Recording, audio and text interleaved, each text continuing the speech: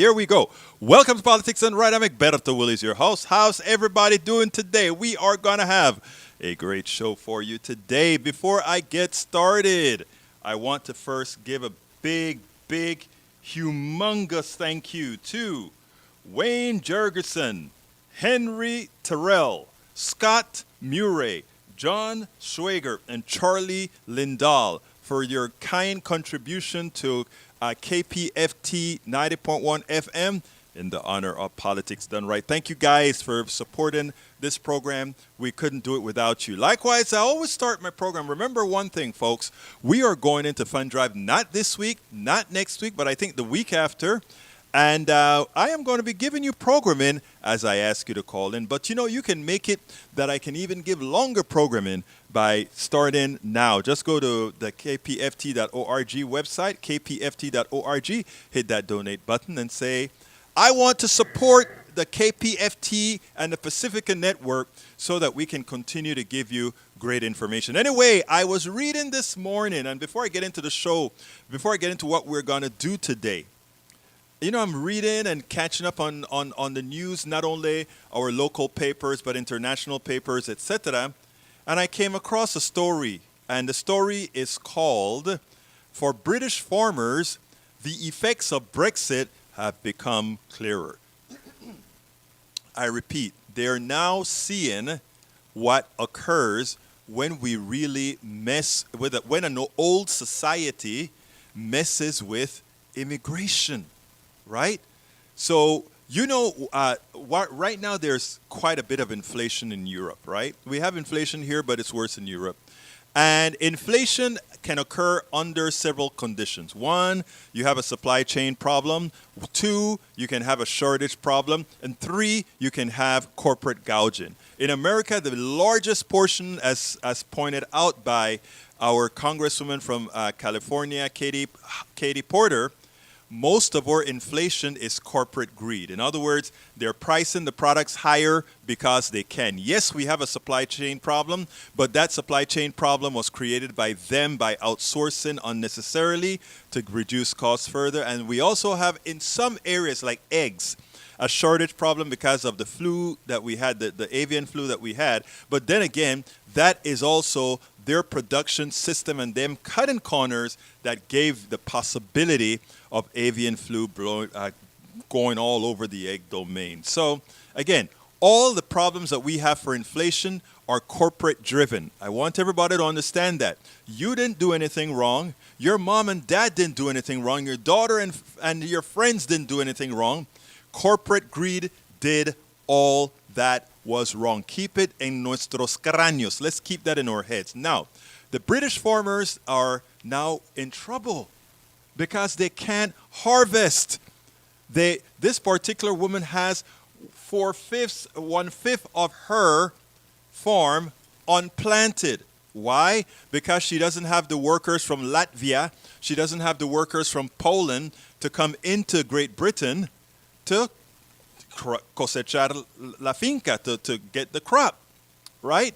So, what all those prejudiced folk that thought they wanted to get rid of all those Europeans, we don't want the Europeans to have a darn thing to do with us, or we're tired of the rest of the Europeans, that is, the former communist countries, the other countries like Spain and Portugal and all these guys that were coming into Great Britain to do farming, etc., and also many other unskilled workers, they're gone. And now a lot of Britons are actually seeing the results of the things that the right wing has told them would be good for them. Why am I bringing this story up here? Why am I bringing that international Brexit story that's been years back up to you? Let's not make the same mistake that countries like Great Britain, when they got their xenophobia in full vogue, when they got their full vogue in prejudice and not wanting those others in their country, even though they are a country with a birth rate that's not conducive to productivity increases, let me tell you, they are paying the price in real shortages, not manufactured shortages because of corporate greed. But real shortages created by a following the right-wing methodology that created a shortage of workers, which hence created a shortage of vegetable places to grow. So, and other things. I'm just using this vegetable example. But it's important for us not to fall and make that mistake, people. I mean, I think we can use Great Britain as something we don't want to happen to us when it comes to immigrants. So for all of you that are trying to tell those folks south of the borders, folks that we actually need, we are 6 million jobs short, or more than $6 million jobs short in America right now. We could use about, I think if I read correctly, between 6 and 10 million more people, right people. We could be employing those folks right now. That would mitigate a whole lot inflation because the productivity would increase. For the areas where we really have shortages, all of that would be mitigated. So don't let the right-wing guys, don't let the guys like Greg Abbott and Dan Patrick and all these racist thugs that call themselves governor and lieutenant governor, don't allow them to work in your minds to tell you that what's good for you isn't and what isn't. Because again, Great Britain is suffering through what we will suffer through if the xenophobia that the right wing is pushing for short-term gain ever takes foothold. You think your grocery prices are high now? Wait. Get rid of those immigrants. You think your restaurant prices are so high now? Wait. Let xenophobia thrive. Let prejudice thrive. Let anti-immigrant feelings and sentiments thrive. And you'll see. You may feel real good being, I'm not talking about, most of them, but those who feel that way, they may feel real good the day that they say, yeah, get them out of here. But they will pay the price. And it's not only they who will pay the price, but it's their kids' kids, and the loss in productivity, the loss in your wealth. And you know who will never lose a thing?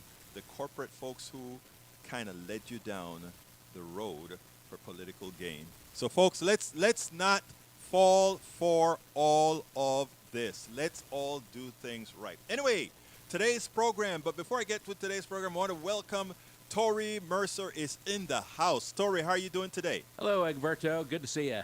Great to see you. Happy Monday. Your thoughts on my little soliloquy that I just had there? I think you're a genius. Oh, wow. I'm not, but thank you. I mean, keep up the good work. Well, I think it's so important, though, Tori, that, we don't have to live through what Great Britain is living through right now. We don't.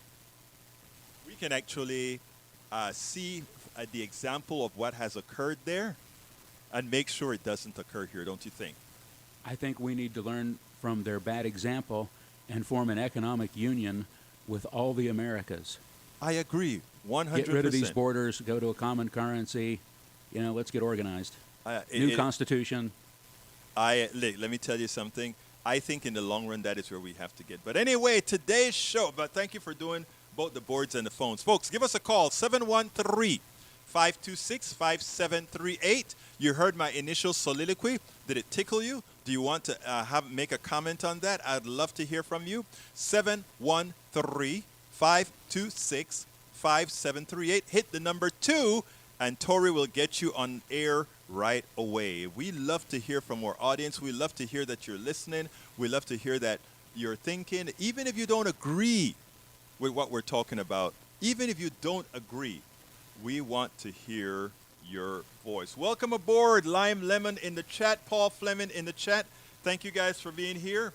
Let's see. Hey, everyone, let's all come listen to Egberto. Maybe everyone's at work. On the chat, it'll come. Eventually, you'll see some of the folks popping. Yeah, a lot of folks are at chat. May Wood is also in the house on the chat. All right. Title of the show today is, that was a soliloquy in the beginning, Biden's partial support Supreme Court neuter. Yep. How can you neuter the Supreme Court? Is it if it's at the top of the chain? You neuter the Supreme Court by filling up the lower courts, right? And making sure they can get through a whole lot of laws interpreted. And you know what happens then? The Supreme Court can only take X amount of cases. So make sure that you're fully stocked. Make sure that they're doing their jobs, and everything will work out right. Well, that's what Biden is doing. Second item I have debt ceiling highlights tax fraud. I'm going to kind of explain that using an interview that Byron Donalds did with CNN. And last but not least, or I think I'm going to start here actually, another mass shooting. And let me tell you why I want to start with another mass shooting. I woke up in the morning, turn on the TV, watching my Sunday news, and there pop up the message, it kind of interrupt the news. I don't know why they interrupted it. It occurred at midnight around our time here, Central Time. But they interrupted the news and said 10 people are shot, 10 are dead, 10 are injured. And apparently the same guy attempted to go over at another dance hall to effect his evil murder as well.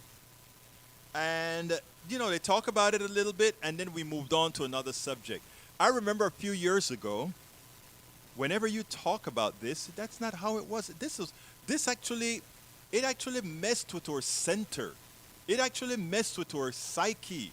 It actually messed with us that another human being would just come with a weapon of war and gun down people. I mean, it messed with us. And now, so anyway, another mass shooting. I woke up on Sunday to breaking news. 10 people were killed and 10 people were injured by a mass killer who ultimately killed himself. It was eerie that it felt so normal. Even the news coverage was matter of fact. The 24/7 coverage that used to be the modus operandi for such a catastrophic event was not there. It was business as usual. It is not hard to see that groups like the NRA and their Republican stooges loved that. Hey, guess what? Killing people with guns that these gun companies make a lot of profit from. Hey, that is good. Guess what? If people don't pay attention much to it anymore, we no longer have to worry about gun laws changed. Because every single cycle humanity means a little bit less. Every single cycle humanity means less. And you know why they don't want to change anything? Guess what's down? Gun sales. Gun companies are making so much less money. Gun sales are down. They don't have an Obama to be scared of. Gun sales are down. But the crazies are still buying their guns and killing people.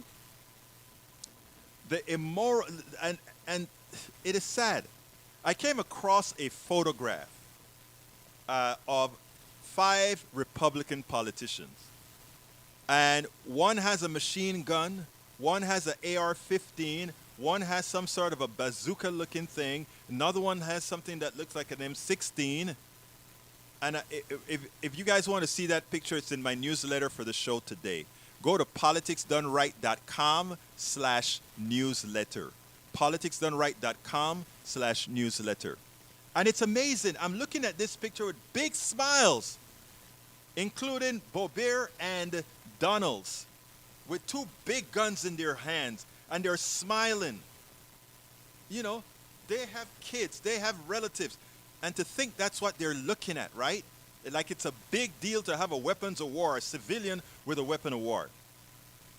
The immoral, childish behavior of politicians like these terrorists who held the House hostage must be held accountable. They are making the gunning down of Americans acceptable. They are making the gunning down of Americans acceptable. 713-526-5738. Again, the numero is 713-526-5738. Folks, please give us a call. We have some other issues to talk about as well. But if you have anything to say about the gun issue, before I change the subject, one of the other 2 subjects, please give me a call now. 713-526-5738. Hit the number 2 and you'll be on air right away. I repeat one more time, 713-526-5738. All right, so this morning, got up again. I'm watching the news. And yes, they mention it and they're doing a little bit of mourning out there in Monterey, California, right? But again, it is not the shocking thing that 10 people lost their life. 10 people were gunned down and 10 people are in the hospital. We don't know their conditions. That I mean every week, every day, this is what we're living through, and we are the civilized country. I mean, there are countries where we talk about terrorists. We don't have to worry about terrorists knocking down buildings and shooting up people. Our own people do it among ourselves. So we shouldn't be talking about all those foreigners as being scared of them to come in and cause some sort of a problem, because our own are mass killing our people. So we should be measured. We should be humble in our thoughts. Whenever we talk about these issues, we should show a certain degree of humility. When you find that what we so fear from others should be no fear at all. You can go. When you look at it, we have to be very cognizant of our own. We have to be very cognizant. So as soon as Terry bring you in, Frank, I'll take you on the air. He'll be bringing you in shortly. It's red. It's not on air. So we'll be. Oops, we lost one. But the Frank is not on air for number one. And call back. We just lost you. Don't worry about it. It's not red. It has to be. There we go. Frank, you're on the air. Yeah, good afternoon. How you doing, sir? I've listened to you over the years, and you're always interesting. Here's something I think that when we're talking about gun violence, probably put this in the context of probably the most, I guess, expansive perpetrator of violence since World War II. I think we're living in it. It's the pariah known as United States of America.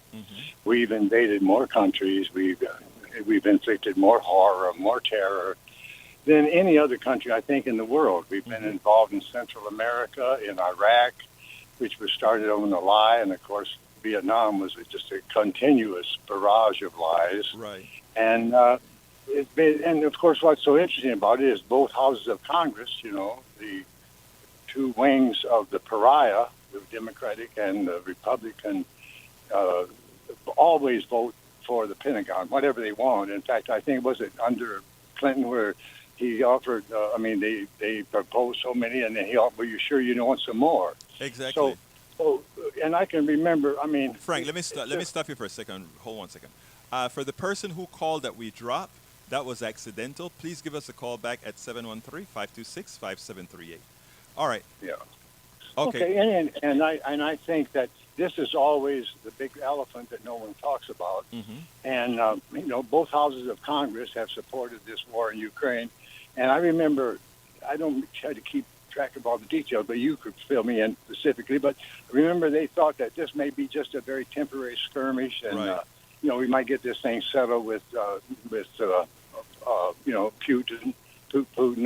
But I remember the way though they said no, we're anticipating at least a year on this thing. We're anticipating a year, and I thought, oh boy, the military-industrial complex may have been popping the champagne when they said that, and then. It hasn't been long after that till I heard one of the spokespeople for the government say, "Oh no, we expect this to be a 2-year campaign." Yeah. I thought, "Oh boy, General Dynamics. I mean, this is great. Let's have another party." So I think this is so blatantly obvious that America, the great perpetrator of violence and overthrowing the governments.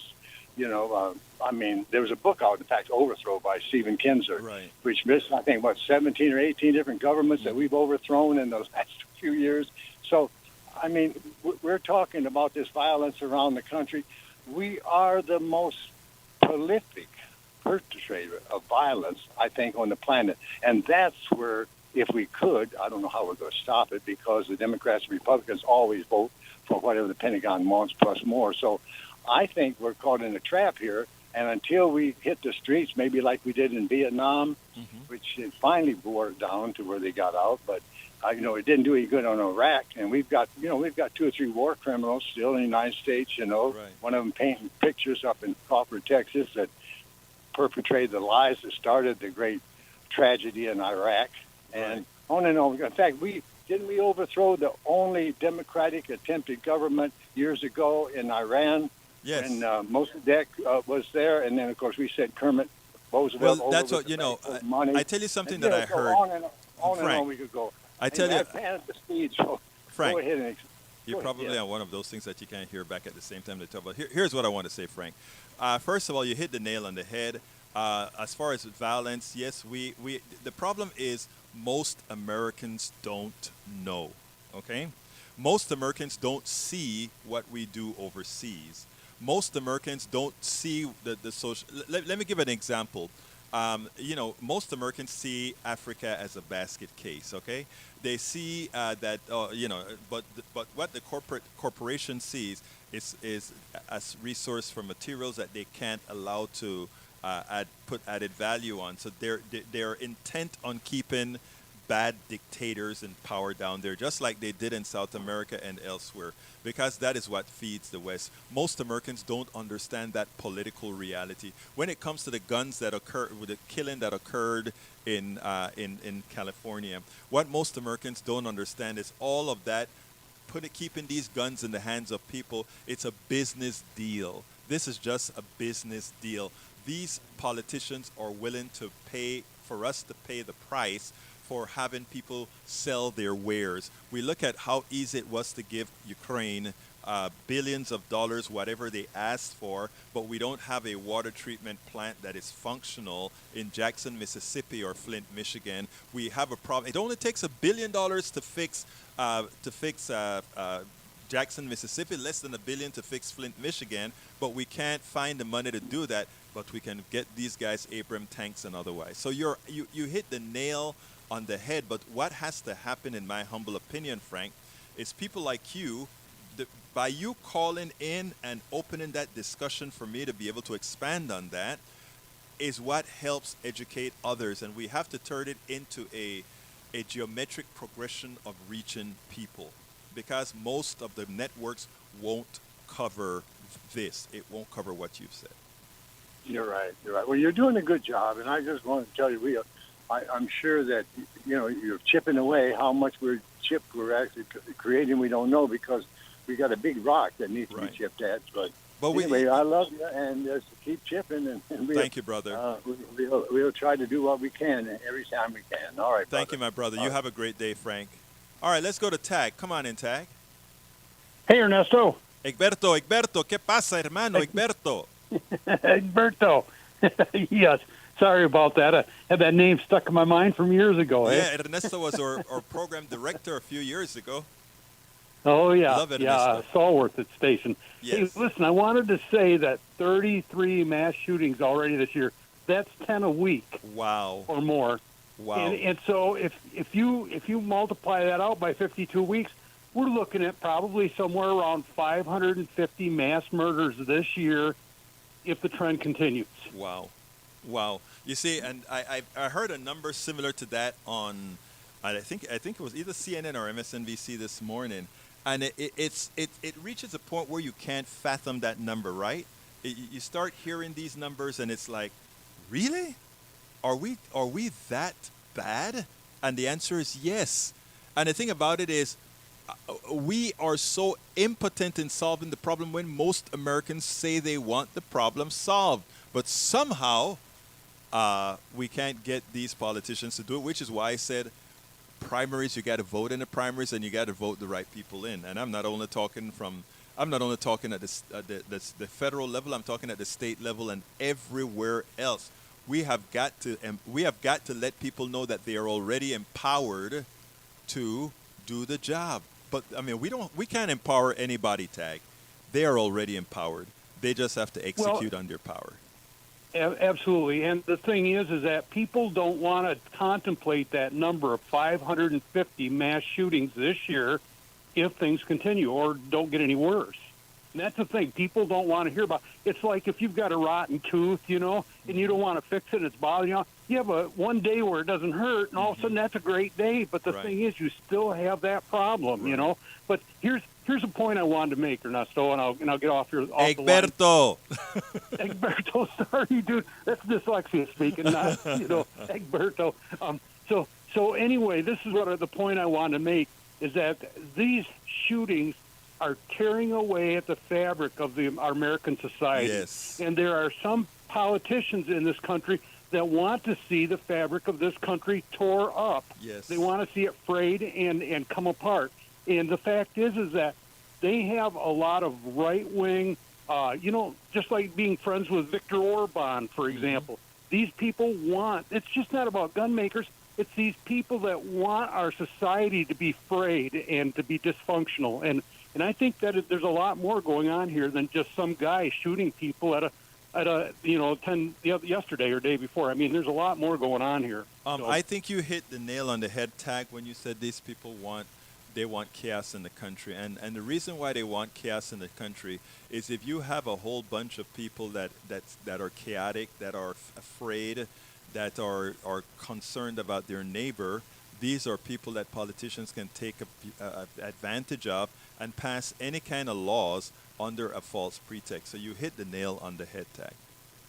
Well, and not only that, but the influences from outside the country, the right-wing influences from outside the country, I think, to me, speaks quite loudly. And Viktor Orban is, these people that worship Viktor Orban, come on, give me a break, Absolutely. So, Absolutely. Egberto, thank you very much. I'm going to get off the line. Thank you, my brother. You have a great one, Tag. Welcome to the program, Melanie Keelan from Barcelona, Spain. Thank you for being here. And Maywood from Southern California. Thank you for being here. I don't know where you're from, Lime Lemon. That's an interesting tag, Lime Lemon. I love that. And Paul Fleming from Atlanta.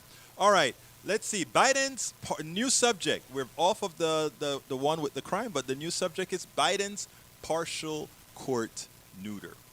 And it goes like this. Joe Biden may not have the House, but with the Senate, he can leave his stamp on the judiciary, ensuring that the activist Supreme Court is attenuated. Notice I didn't say stopped, but that the Supreme Court can be attenuated. Why? Well, we learned that there are three co-equal branches of government: the executive, that is the president and his administration; the legislative, that is the House of Representatives and the Senate; and the judiciary, that is the Supreme Court and the systems of courts, right?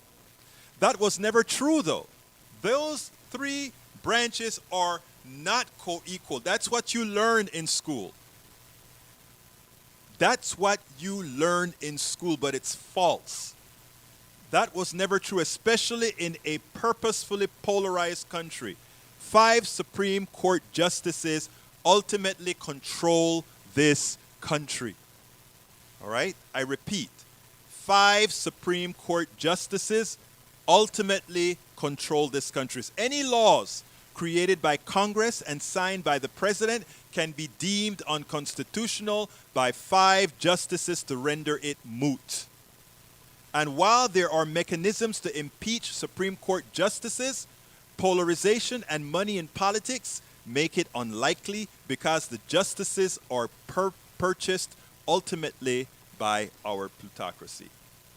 Dr. Eddie Glaude correctly applauded the president for many of his picks. He has diversified the courts. President Biden is filling vacancies in the lower courts at a fast clip. After all, the Supreme Court cannot handle all grievances in real time. Only the most critical cases will get to them. Otherwise, it will be adjudicated by the lower courts. That's why the lower courts are so important. I'll pause there and bring David into the fold. David, talk to me. Hey, Egberto. Hey, maybe you should change your name to Ernesto. Then he'll be able to call me right? There you go. Then Tag will get it right. Hey, Tag, David has a suggestion. I should change my name. Go ahead, David. Okay, some of the things you've been mentioning, as far as you're beginning a discussion about Brexit. Uh-huh. There's one simple thing I have to say about that. It goes something like this: "Their chickens are coming home to roost." Exactly. Exactly. Now, There are a lot of reasons for Brexit, right? But what mhm, irked me, people could talk about autonomy and all that kind of stuff. I could understand that. I mean, that they don't like the central government because these are countries with different kind of cultures and all of that, and you could get some clashes when it comes to, well, can you call my wine Oporto, or can you call my butter, or all those kinds of things you get into. And since they're micromanaging all those kinds of things, you could understand some sort of a some friction there. But yeah, what they used to create and get Brexit wasn't the cultural differences, like for what is wine or what is champagne, or not things like that. They use people. They use the prejudice against people. And they that's I created the call it. same right wing mantra that Donald Trump created in the United States. In their case, they were able to get that. And as you just said, David, what was the phrase again? Their chickens are coming home to roost. Exactly. And what I am saying as an example to to every American that is listening to us right now, don't make that mistake and make our immigrants the scapegoats. We need them. We need them for work. We need them for. I am an immigrant. All right. We need them for work. We need them for Social Security. We need them for all those things, given the birth rate in the United States of America. And the Roberto, same applies to Great Britain. Talk to me, David. we are all products of immigration, Yes. and I think Donald Trump, as much as he railed against immigration, how did he find how From did Germany. he? Yeah, that's right. Now let me. You're the thing about the shooting. Yes, sir. You were talking about how it's been the nobody's. It's just like they're talking about it like it's just another happenstance Yes, sir. occurrence. Have you ever heard of this thing called the Overton window? Yes, I have. The overturned window Yes. has moved. You're absolutely right. That's right. They're normalizing it, and it's no longer. We're no longer shocked. Yes. Hey, guess what, buddy? It's this another day. We've I was got. going to mention something about the. You mentioned something about the issue with the courts. Yes. Have you seen this thing? There's this guy that's got a documentary showing in the Sundance Film Festival, having to do with the with Donald Trump's bogus investigation of Brett Kavanaugh. Yes. Yes. Actually, it's at Sundance right now, and yeah, Kavanaugh is going to be. Well, I shouldn't say he's going to be in deep trouble. They can't do anything to him, but apparently it got some very rave reviews at Sundance. Yeah, it's a as far as what you were saying about the Supreme Court, I think the estimate is that the Supreme Court handles about 80 cases per year, Right.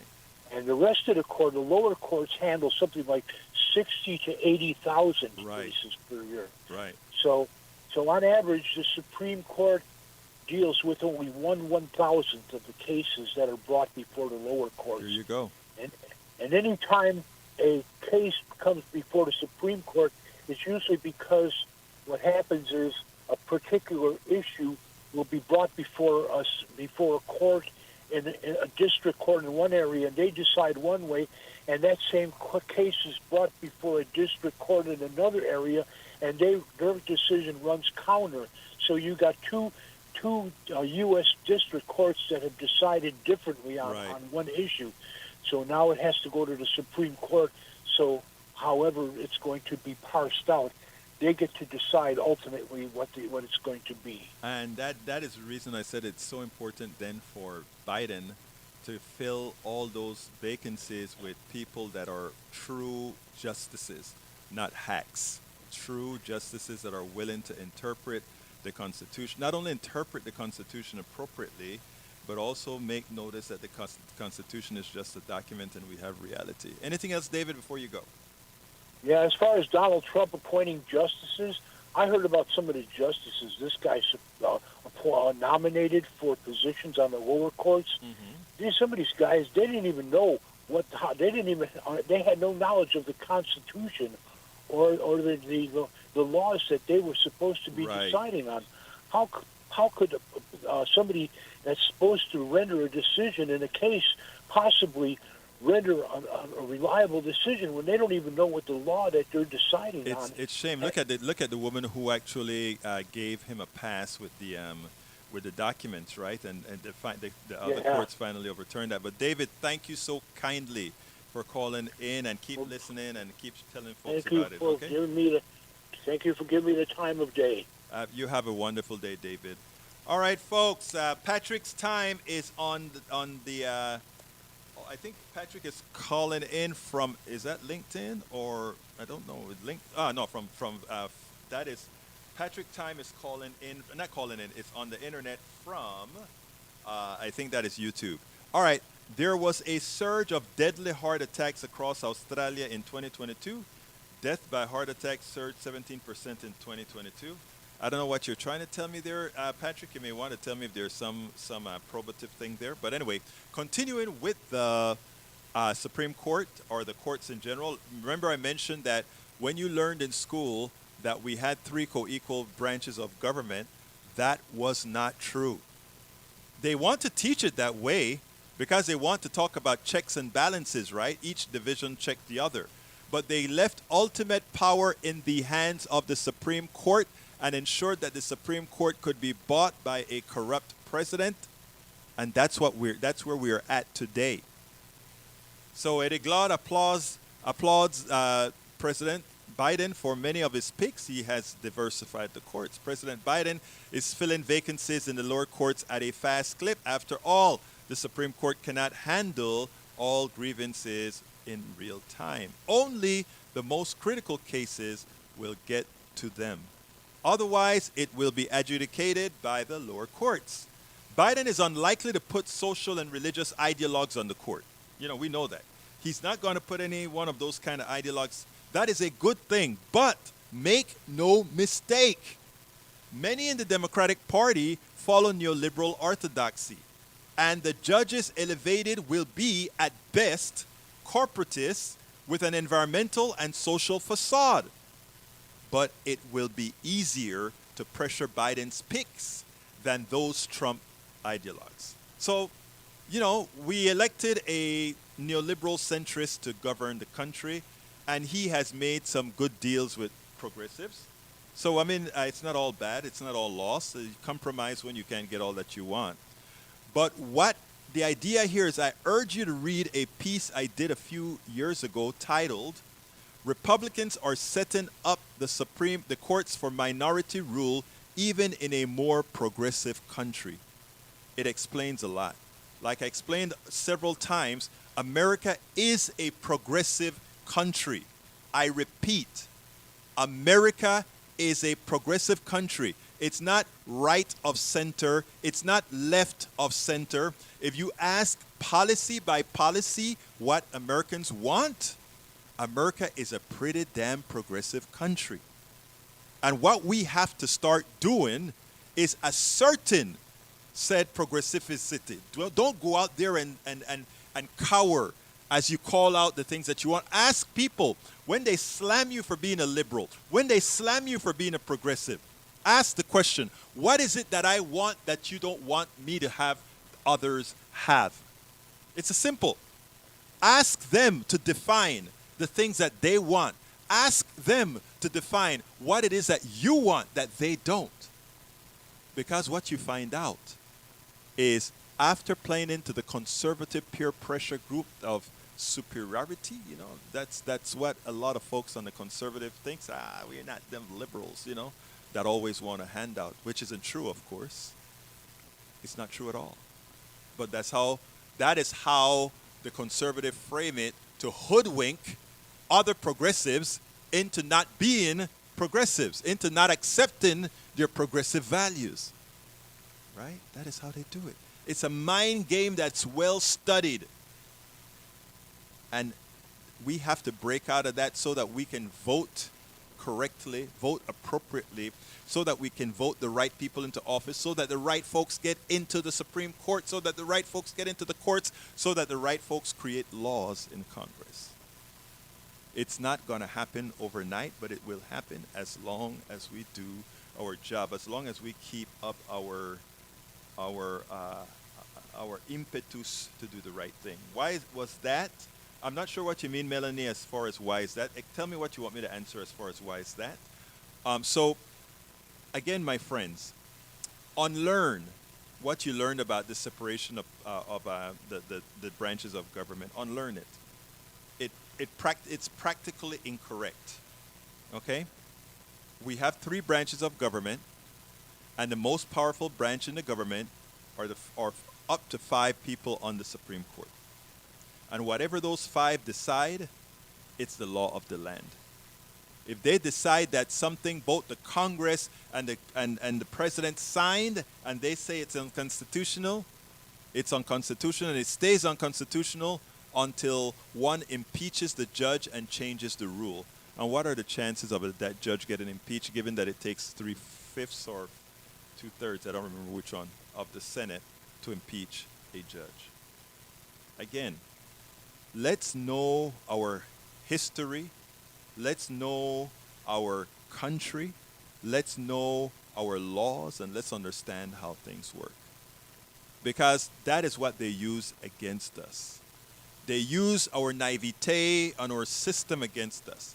They use our naivete on what a capitalist structure does against us. They use our naivete and our fear against us. We have to all grow up. And that's why we're here. We must all grow up. We must all not be tethered by misinformation. We can't tether ourselves to that. We do that at the risk of our well-being. And that's what we've been doing. We've been tethered to so much bad information. And with that, I'm going to the third subject. It is debt ceiling highlights tax fraud. The debt ceiling highlights tax fraud. Representative Byron Donalds, Republican of Florida, told CNN it wasn't his place to call for his Republican lying colleague George Santos' resignation. Host Victor Blackwell reminded him he'd had no problem demanding President Joe Biden step down. In the debt ceiling portion of the interview, Victor Blackwell asked Congressman Byron Donalds why not separate the spending debate from the debt ceiling. After all, the debt ceiling increase involves money already allocated and spent. Representative Donalds claimed it was a business statement and not a political one to tie the two. He must be a damn lousy businessman if he does not realize that the mere possibility of connecting the two is irresponsible and destructive for business both in the United States and abroad, for the uncertainty it brings. Again, I want you all to think about this. If you think there's going to be a problem with your credit, or if you think that this guy has a credit problem, or if you think that you may not get paid from this guy, are you going to invest a lot in giving him services or products? I think not.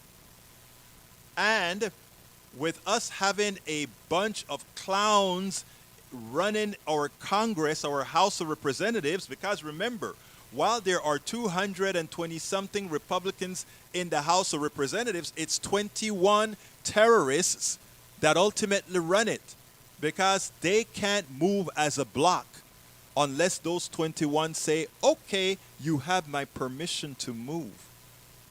Remember that.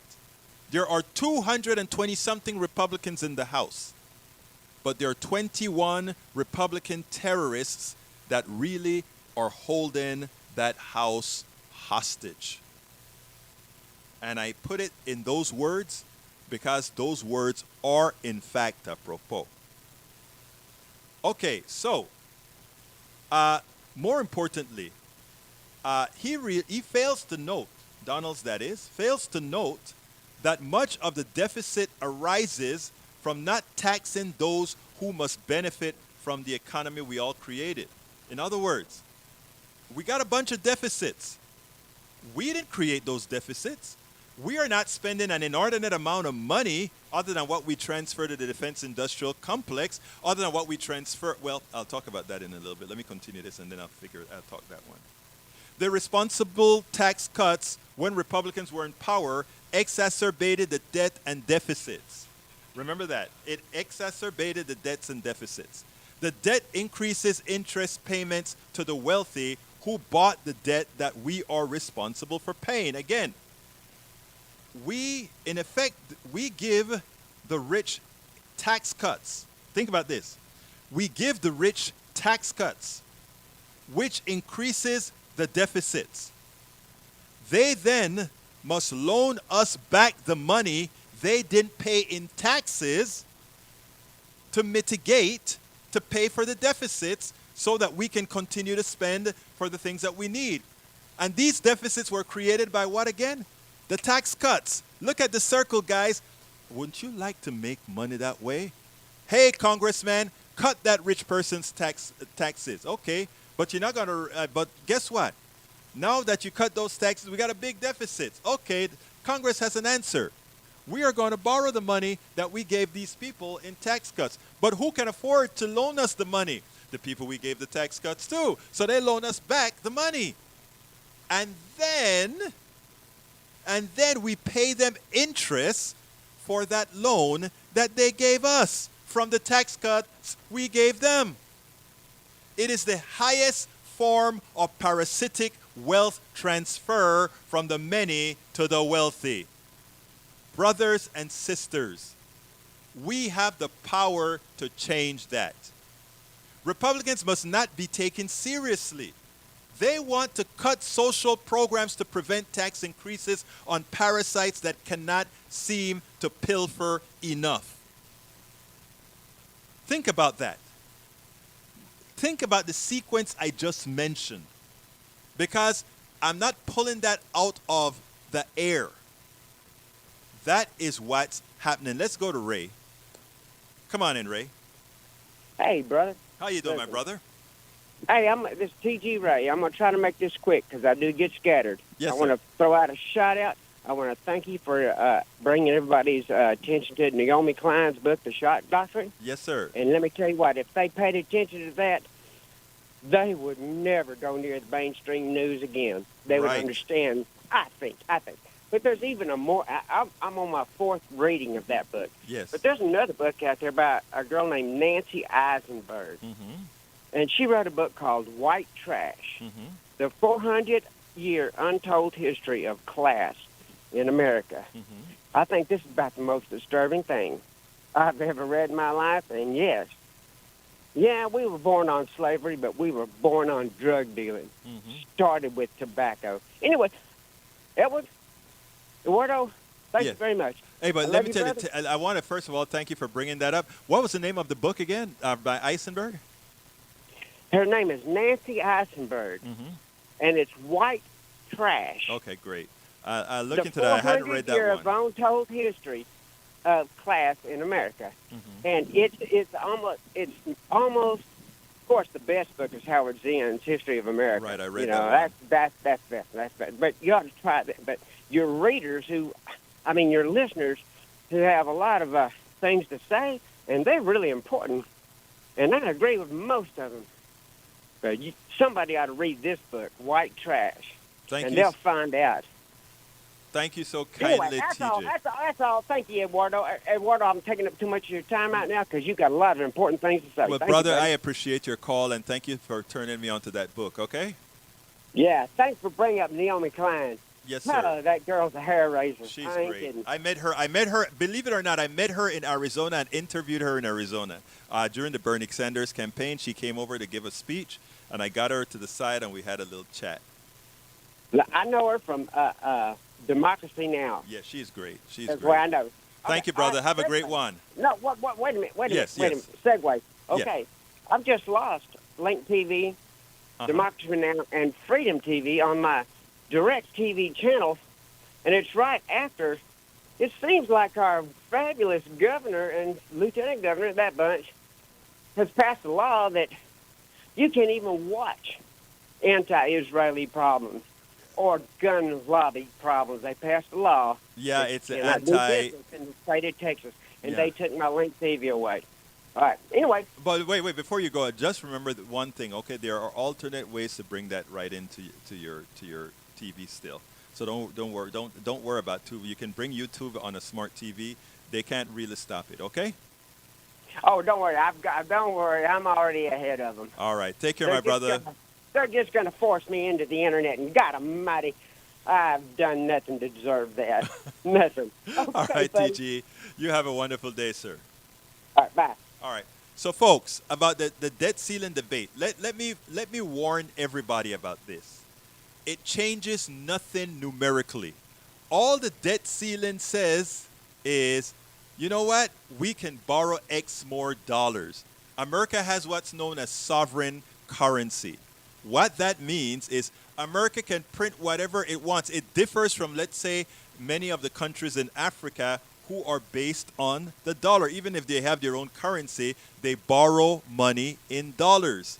Guess what? We borrow money in dollars. So therefore, we can do whatever we want. We print dollars. We decide, and our treasury prints dollars. They don't print it anymore. It's on a ledger. But we can decide if we need more money to just do what's called quantitative easing. We can do all kind of magical things. That is why our $31 trillion or $32 trillion debt, which is orders of magnitudes worse than, let's say, what Nigeria has or what any of these other African countries have. And they're in trouble because they have to pay their bills in dollars. And the conversion between dollars and their monies is so messed up, right? That is why the International Monetary Fund, that is why we are telling all the folks in these countries to stiff the International Monetary Fund. It is time for all these quote-unquote third world countries to give these guys right back the medicine that the Wall Street has done to them. Go ahead and let's go to Rat. Come on, Rat. Come on in. Yeah, it's Ray from Third Ward. Hey, Ray, talk to me, brother.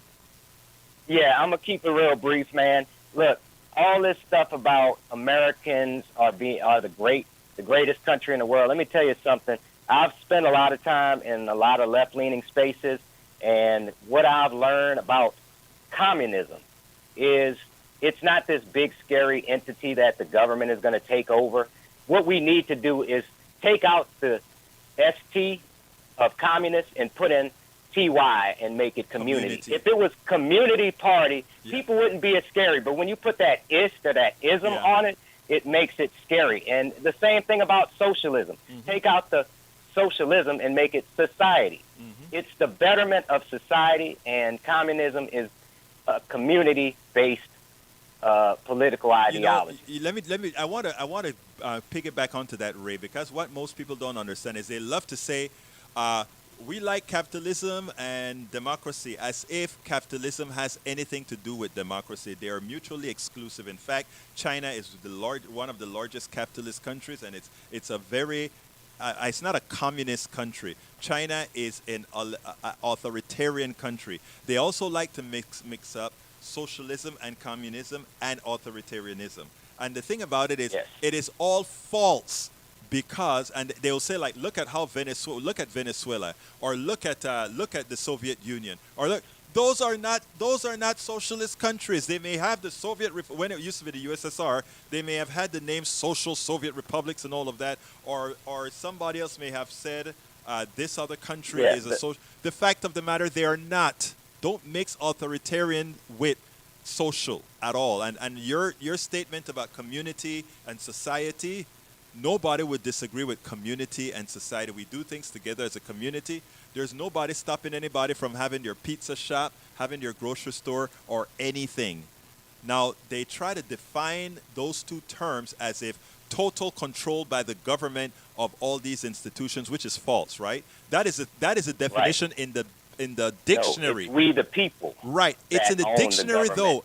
And what you notice is the definition has changed over time in the dictionary because of our plutocracy, scared that after they have been had by this current economic system, after they've been pilfered by this current economic system, that when people start looking for, why don't we have a democratic healthcare system? Why don't we have a democratic energy sector? Why is it that we dig in the ground and pick up oil that should belong to the entirety of all of us, and it goes to a few?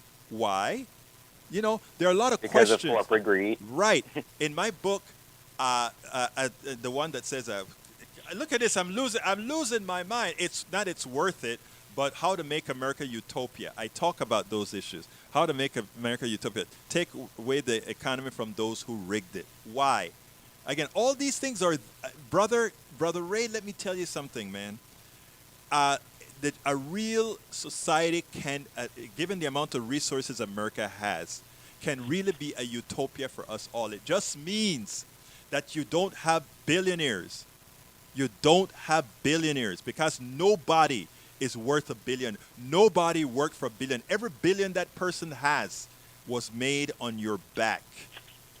Ray, thank you for calling, my brother. All right. Thank you, sir. And we're going to keep on pushing this message that it's about we the people. We are the community You got in that right. communism. Thank you very much, sir. Have a great one.